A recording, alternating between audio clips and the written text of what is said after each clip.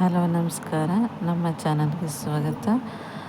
ಇಂದಿನ ರೆಸಿಪಿ ಮಸಾಲೆ ಪುರಿ ಮಾಡುವ ವಿಧಾನ. ಹಸಿ ಬಟಾಣಿಯನ್ನು 5ರಿಂದ 6 ಗಂಟೆಗಳ ಕಾಲ ನೆನೆಸಿಡಬೇಕು. ನೆನೆಸಿದ ಬಟಾಣಿ ಹಾಗೂ ಅದರೊಟ್ಟಿಗೆ ಒಂದು ಆಲೂಗಡ್ಡೆಯನ್ನು ತಗೊಂಡಿದ್ದೀನಿ.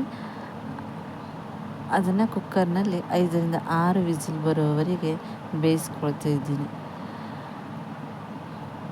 ಬೇಯಕ್ಕಿಟ್ಟ ನಂತರ ಈ ಕಡೆಗೆ ಮಸಾಲೆಗೆ ಬೇಕಾದಂಥ ಟೊಮೆಟೊ, ಈರುಳ್ಳಿ, ಶುಂಠಿ, ಹಸಿಮೆಣಸು ಹಾಗೂ ಬೆಳ್ಳುಳ್ಳಿಯನ್ನು ತಗೊಂಡಿದ್ದೀನಿ.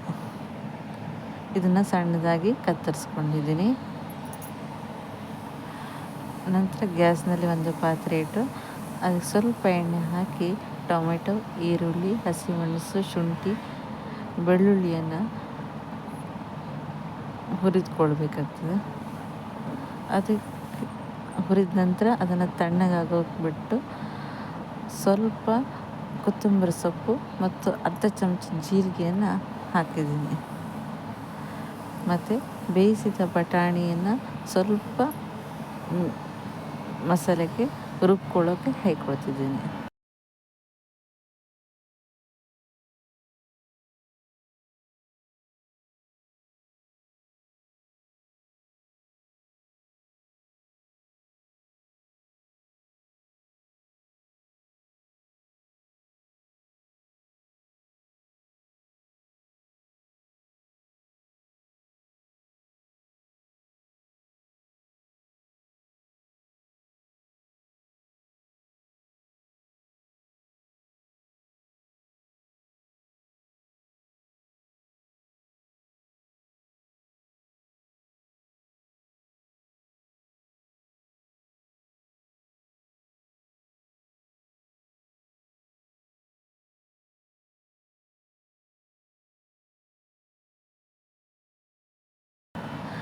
ಈ ಕಡೆ 3 ಚಮಚ ರವೆ ಮತ್ತು ಪೂರಿಗೆ ಬೇಕಾದಷ್ಟು ಗೋಧಿ ಹಿಟ್ಟನ್ನು ಹಾಕ್ಕೊಳ್ತಿದ್ದೀನಿ.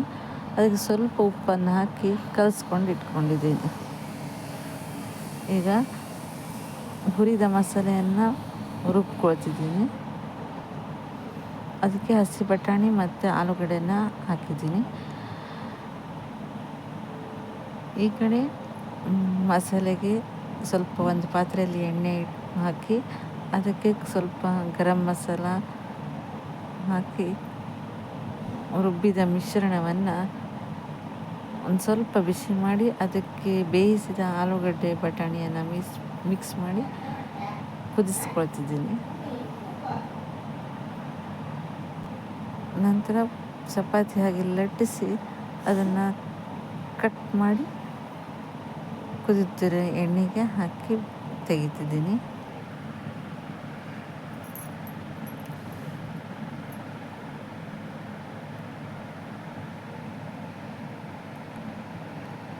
ಇದು ಕೆಂಪು ಆಗೋವರೆಗೂ ನಾವು ಹುರಿದುಕೊಳ್ಬೇಕಾಗ್ತದೆ.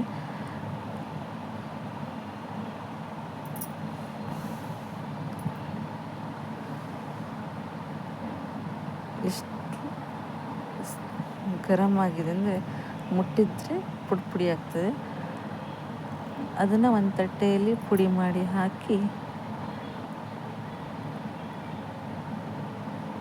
ಅದಕ್ಕೆ ಮಸಾಲೆಯನ್ನು ಸ್ವಲ್ಪ ಹಾಕಬೇಕು ಮೇಲೆ.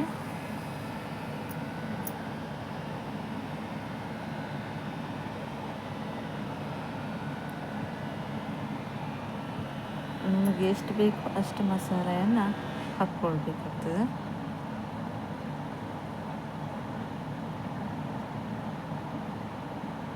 ಅದ್ರ ಮೇಲೆ ನಾವು ಕತ್ತರಿಸಿಟ್ಕೊಂಡಿದ್ದೇವಲ್ಲ ಟೊಮೆಟೊ, ಈರುಳ್ಳಿ, ಕೊತ್ತಂಬರಿ ಸೊಪ್ಪನ್ನು ಮೇಲೆ ತೆಳುವಾಗಿ ಹಾಕಬೇಕು.